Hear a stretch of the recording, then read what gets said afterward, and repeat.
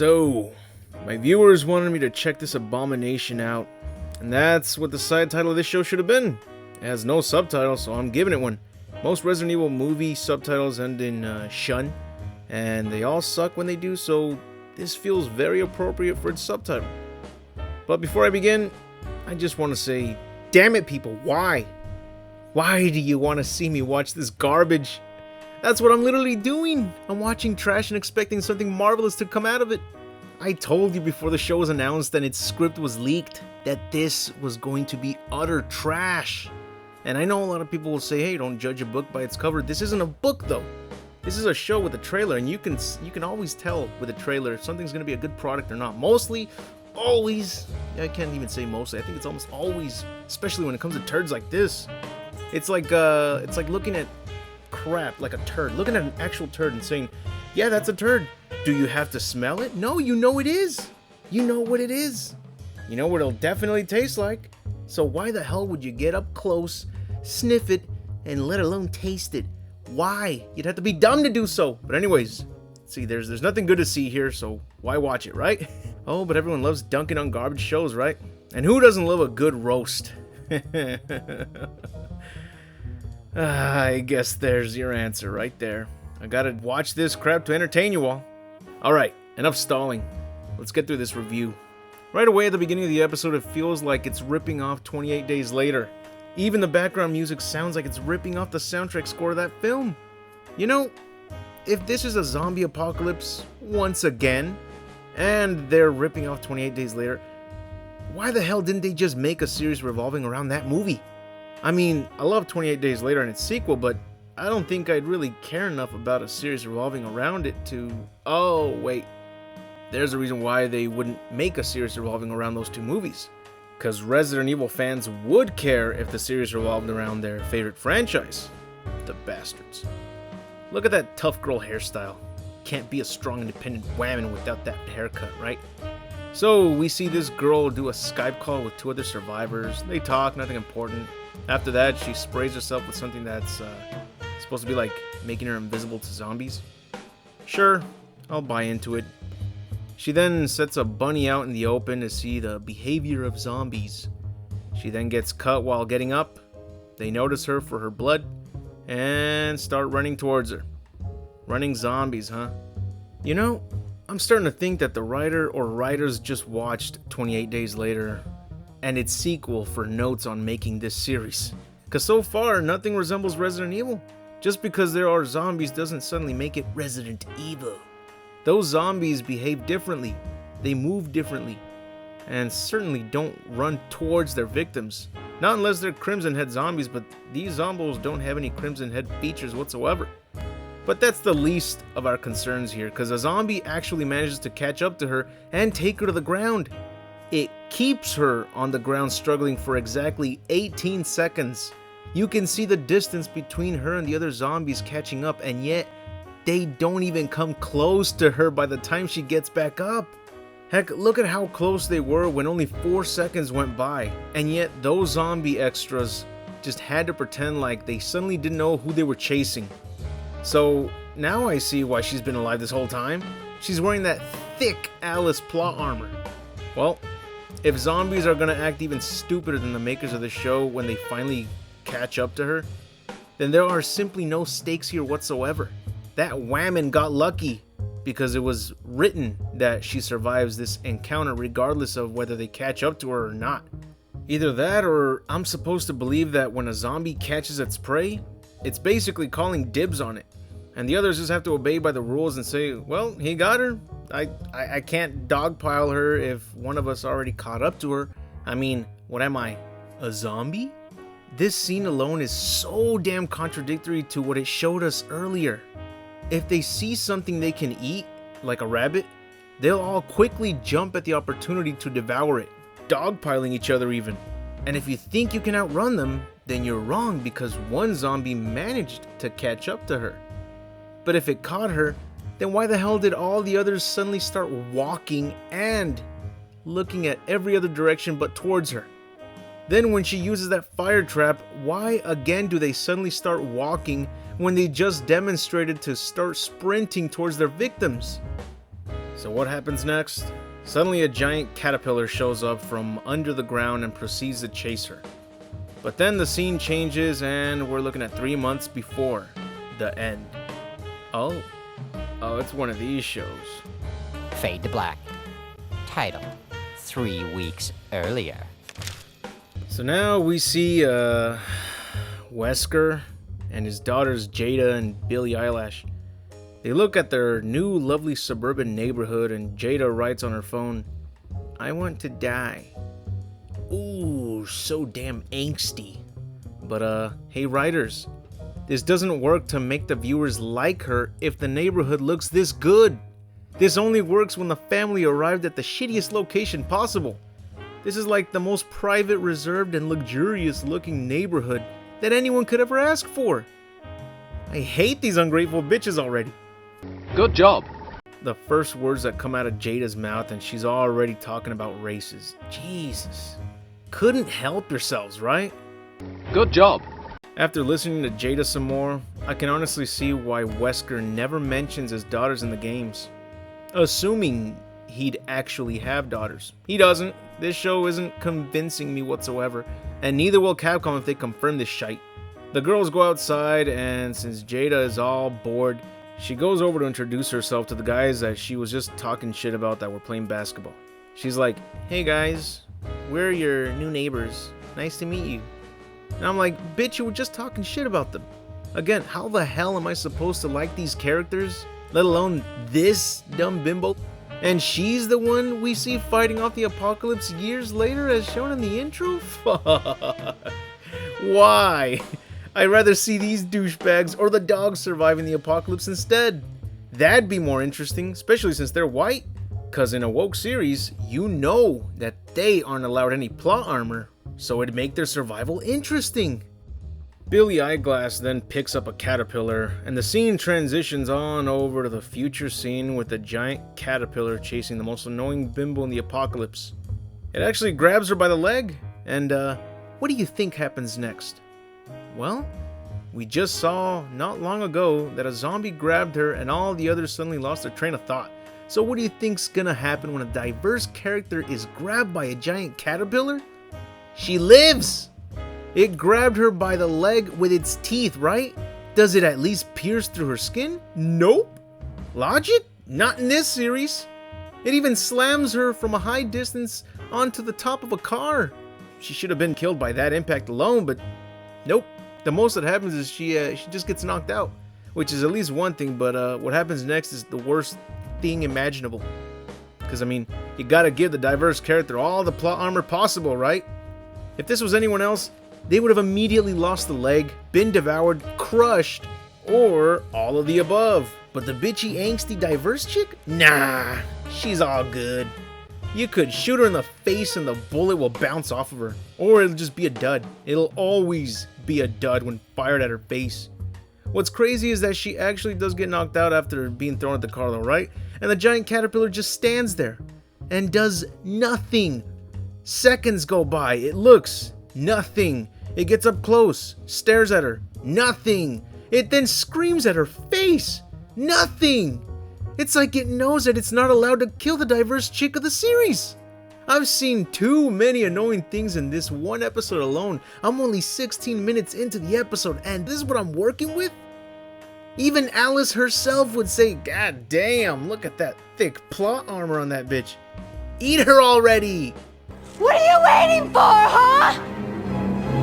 What are you waiting for? I hate this show. I'd rather watch the Kardashians and slowly lose my brain cells with that embarrassment. This, I'm afraid it's gonna kill me. The real tape in the movie of The Ring has nothing on this shite. That tape at least gives you 7 days before it kills you. This will kill you within the first 24 hours. That plot armor, man, god damn. I've never seen plot armor so thick. This is extra thick levels of plot armor. It even goes so up close to her, looks at her even longer, and then it screams in her face. What the Nope. Gotta calm down. Can't keep losing my shit over these turds. Not again. For all I know, they're doing this on purpose. After all, that is what people look forward to the most, bad, angry reactions, they sell more than good reactions. But anyways, after the giant caterpillar refuses to eat the bimbo, a few random guys with guns show up, shoot him up, and the caterpillar just dies. That's all it took. Nothing special, just a few machine guns holding the trigger for about a few seconds, and it's done. Good job. We then go back to scene 3 months before the end, and Jada's just blasting her music trying to annoy everyone in the episode. Turn it down! You'll kill us before the infection does. Wesker... What? Man, I can't call this guy Wesker. Not just because he doesn't look like him, but because he doesn't act like him at all. The real Wesker wouldn't put up with the attitude coming from these ungrateful kids. He would immediately discipline them. But aside from how he treats his daughters, his personality is the complete opposite of how he is supposed to be like. It's one thing if he clearly doesn't look like him, but if he doesn't even act like him at all, then who the fuck am I looking at? Who is this guy? Doesn't sound like him, doesn't act like him, doesn't look like him, he just shares the same name. Moving on, Wesker gets blood samples from the angsty teens. Jada does it by herself with a pitiful remark. By the way, why do I call her Jada and not Jade? Because Jade is too cool of a name for her, and trust me, she's far from cool. She's more annoying, like Jada Pinkett Smith. So the next day, the kids go to school, we see them at the cafeteria. The white girls are mean to the diverse students, of course. But they don't even realize how unlikable they've turned the characters that we're supposed to root for. Because seconds later, that girl that wasn't allowed to sit with the white girls goes over to sit with Billy Eyebrows and immediately starts talking shit about her. So, are the viewers supposed to sympathize with her or not? And it doesn't even make sense. If this random girl is tough shit, then why didn't she act like this with the other girls that wouldn't allow her to sit next to them? So she picks a fight with Billy Eyegunk instead? Makes no sense whatsoever, man. So anyways, the scene ends. Next, we're introduced to a commercial by Umbrella. And it turns out that 28 Days Later isn't the only franchise that's getting ripped off by this train wreck of a show. Cause now we're shown that Umbrella has a new drink called Joy. A drink that makes you suddenly feel joy, Hey writers, did you know that gamers have also heard of a game called We Happy Few? It's not even old. How could you assume that we'd forget about it? Is it that hard to come up with some originality? I mean, if being original is just impossible for you guys, then how about, I don't know, take a look at the fucking source material of Resident Evil? I know, the original Resident Evil games require you to think. You know, we gotta play the game. Oh, it's just so much work. Oh no. And you gotta think to solve puzzles and discover what lies ahead. Oh, that's too much work. But if you can't do the obvious and experience the games for yourselves, then grab the goddamn books by S.D. Perry novel and read them! You have everything in front of your donkey-brained faces to create a worthy product that won't make its viewers utterly unsatisfied. You rip off products and franchises that others have put their hard work and soul into, and you think no one is going to notice that you're ripping them off? You're pathetic. You know why we noticed this immediately? Because unlike your garbage-ass adaptation, those were quality products. 28 Days Later and 28 Weeks Later are amazing films made by talented directors and writers. We Happy Few was made by developers that cared about their product. And the only literal reason why we're bothering to watch this god-awful show is because you slapped the Resident Evil name to it.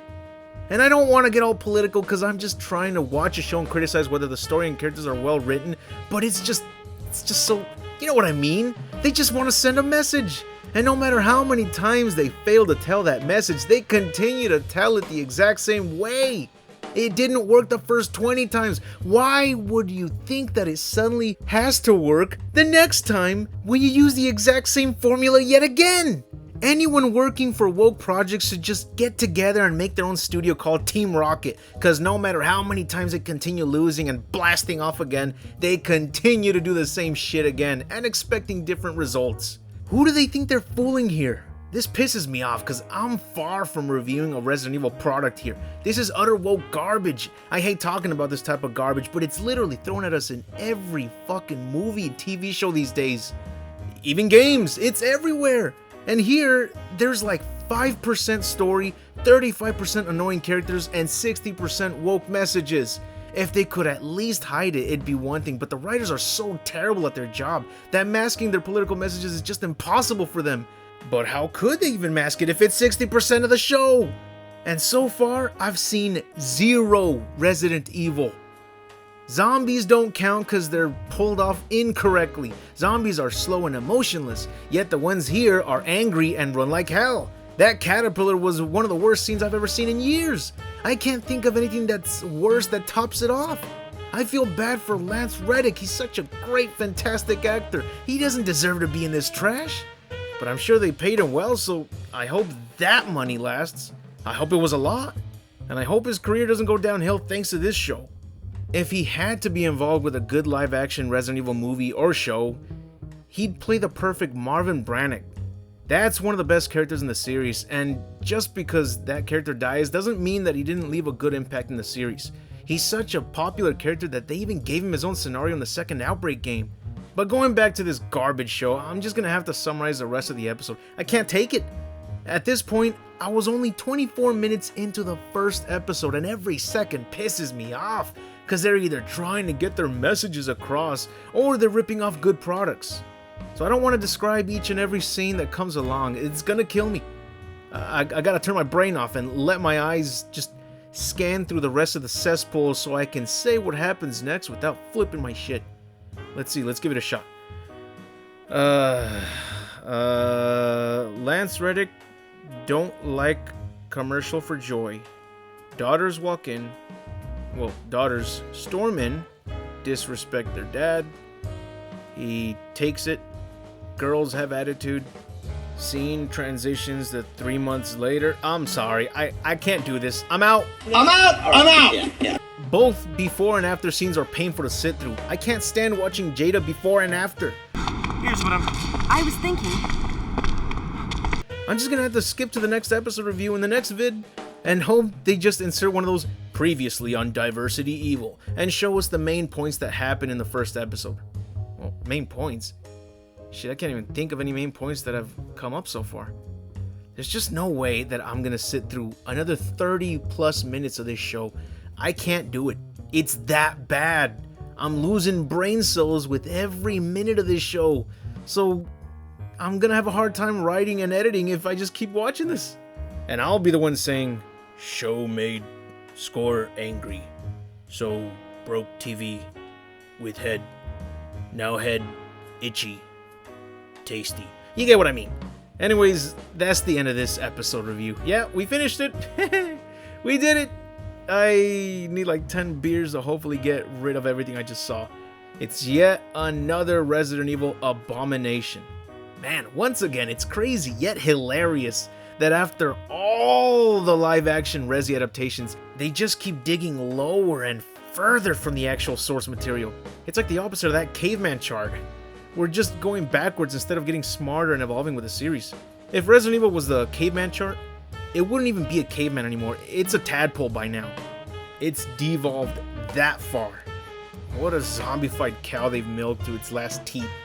That's what the new series mascot should be. Not a raccoon, a dried up zombified cow. At least that way, they'd be honest with their fans and viewers. That's it for the video. Thank you all for taking the time to watch this video, and if you truly enjoyed it, be sure to leave a like and subscribe if you want to see more content from this jabroni. I cover lore videos, facts, movies, and game reviews, all based on my favorite franchises such as Resident Evil, The King of Fighters, Mortal Kombat, Celebrity Deathmatch, The Mask, Dragon Ball, The Terminator, TMNT, and more. I'd like to give a very special thanks to all my Patreon supporters. This video is for you, and I hope you like seeing your name at the end credits of this video. And if you too would like to see your name at the end of a new vid, be sure to join my Patreon, where you also get to receive exclusive videos and updates such as new art panels for my Resident Evil Outbreak comic that I'm working on. Anyways, I'll see you all in the next video, and remember to have an awesome day.